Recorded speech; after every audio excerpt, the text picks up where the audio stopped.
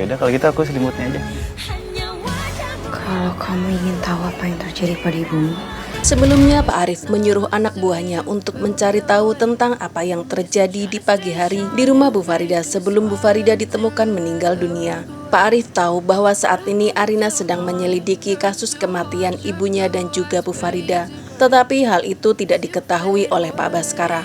Oleh karena itulah secara diam-diam Pak Arif akan membantu Arina menyelidiki apa yang sebenarnya terjadi pada Bu Reni dan Bu Farida. Pak Arif tidak ingin nyawa Arina terancam jika Pak Baskara mengetahui Arina adalah wanita misterius di acara podcast yang identitasnya sengaja dirahasiakan. Setelah mendapatkan informasi, diam-diam anak buah Pak Arif mengirimkan surat pada Arina yang isinya adalah pesan agar Arina mencari tahu kenapa Pak Baskara bertengkar dengan Bu Farida pada pagi hari sebelum Bu Farida ditemukan meninggal dunia. cari tahu kenapa Baskara dan Farida bertengkar pada pagi hari. Arina bingung siapa orang yang diam-diam membantunya menyelidiki tentang kasus kematian Bu Farida dan juga Bu Reni. Arina menjadi bertanya-tanya dalam hatinya, apakah mungkin Pak Baskara terlibat dalam kematian mereka berdua? Sebelum Farida meninggal, Arina merasa harus lebih berhati-hati lagi pada Pak Baskara. Pak Baskara adalah seorang psikopat yang tega melakukan apapun pada siapapun. Jika memang benar Pak Baskara terlibat dalam kematian Bu Farida dan juga Bu Reni, Arina tidak bisa membayangkan betapa jahatnya Pak Baskara yang tega menghabisi nyawa istrinya sendiri dan menumbalkan orang lain agar menjadi tersangka.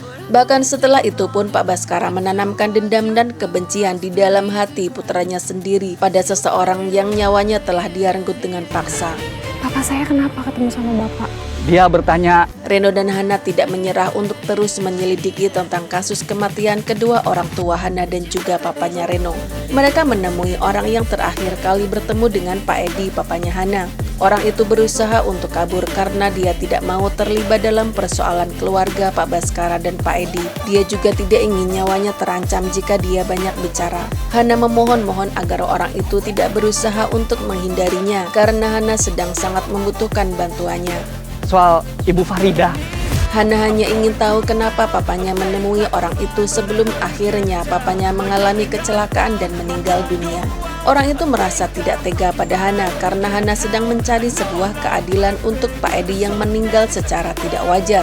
Akhirnya orang itu berterus terang bahwa sebelum mengalami kecelakaan Pak Edi memang menemuinya dan bertanya tentang Bu Farida. Orang itu tidak mau lagi bicara macam-macam karena dia takut nyawanya akan terancam seperti yang telah terjadi pada Pak Edi. ngapain lihat-lihat? Meleleh ya kalau aku tatap. Arina duduk di depan rumah sendirian. Diam-diam Viko memandangi Arina. Arina pun bertanya kenapa Viko melihat-lihat dirinya. Viko mendekat dan menggoda Arina. Aku freezer. Yaudah kalau gitu aku selimutnya aja. Viko tahu Arina salah tingkah saat dilihat olehnya. Arina mengelak. Dia tidak salah tingkah dan meleleh saat dilihat oleh Viko. Arina tetap membeku dan tidak akan meleleh. Kalau kamu ingin Viko semakin menggoda Arina. Dia mendekatkan dirinya dan kedua tangannya melingkar di tubuh Arina. Arina terkejut dan benar-benar nge-freeze. Dia tidak menyangka Viko mulai berani memeluknya dengan sengaja. tahu apa yang terjadi pada ibumu, Arina ingin membereskan dapur setelah mereka pindah rumah. Ketika Arina ingin turun dari atas bangku, kakinya terpeleset. Viko yang melihat kejadian itu pun dengan sigap menangkap tubuh Arina yang hampir terjatuh. Arina selamat dalam pelukan Viko. Dada mereka berdua berdegup dengan kencang saat mata mereka bertatapan.